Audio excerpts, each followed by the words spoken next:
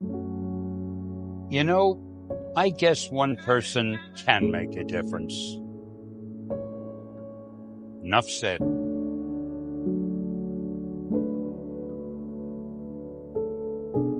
I was told to say an anecdote. Anecdotes are easy. So I thought to myself, what kind of anecdote can I tell these people who really have more important things to do? And I figured I'm going to tell you how Spider-Man came into being. It's a true story, although sometimes it's hard even for me to believe it. But we had already done the Fantastic Four and I think maybe the X-Men, I can't remember the order, but my publisher came to me and he said, Stan, I want you to come up with another superhero. So I said, okay, and I went home, and when my publisher said do something, I'd better do it because I wanted to keep my job. I thought, what can I come up with now? And the most important thing in a superhero at first is the superpower. Once you get that, everything else comes along. So I thought, what power will I give a new guy? And I saw a fly crawling on the wall. And I said, hey, if I could get a superhero that could stick to walls and crawl on them, man, that would be cool. And no, I'm lying to you. I don't think the word cool was in use then. I probably said it'll be groovy. I'll never lie to you. So I thought that was good. Now I needed a name. So I said, well, let's see, Fly Man, Mosquito Man. I got down to Spider-Man. Spider-Man. It just sounded dramatic. So, okay, I had my hero, I had his power, his name, and then I figured just for fun, I'm gonna give him personal problems, because except for you people who are that your lives are perfect, but most other people have personal problems.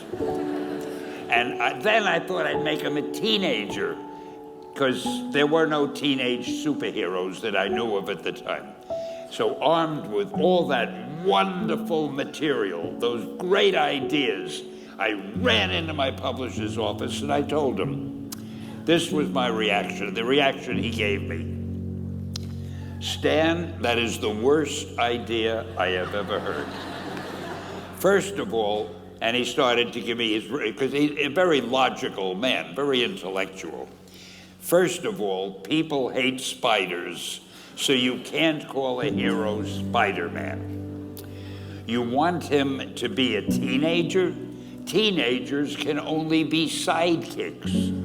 And you want him to have personal problems? Stan, don't you know what a superhero is? They don't have personal problems.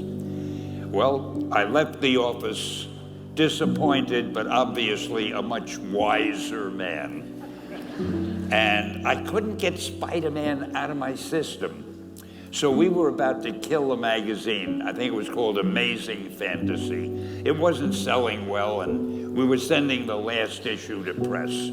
When you do the last issue of a magazine, nobody cares what you put in it because the book is dying. Just to get it out of my system, I put Spider-Man in Amazing Fantasy, featured him on the cover, forgot about it. A month later, all the sales figures came in. My publisher came racing into my office. Stan, you remember that character we both loved so much, Spider-Man? He said, let's do him as a series. Now, why am I telling you this? Besides the fact that I have to kill a little time. If you have an idea that you genuinely think is good, don't let some idiot talk you out of it.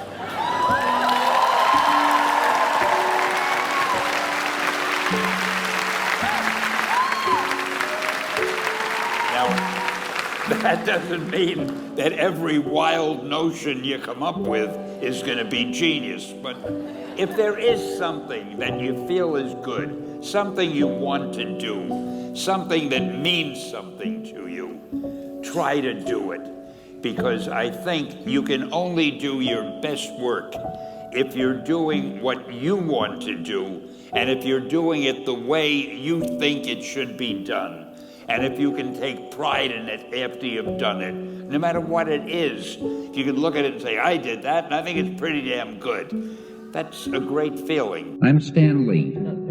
I've been writing stories for the young generation for the past 30 years. During this time, I think I've learned a lot about what young people think. More importantly, I think I've learned a lot about what young people are. We're going to try to present a voice that somebody will listen to. The voice is needed. We hope it will be ours.